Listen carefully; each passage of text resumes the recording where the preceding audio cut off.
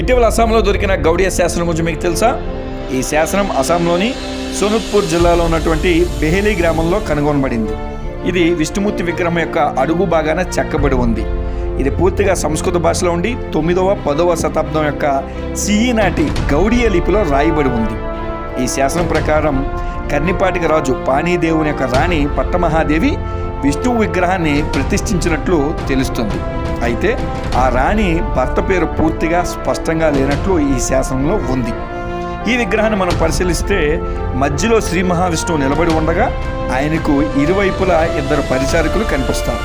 ఒకరి చేతిలో చామరము, మరొకరి చేతిలో సంగీత వాయిద్యముని వాయిస్తున్నట్లుగా అందంగా ఈ విగ్రహం చెక్కబడి ఉంది.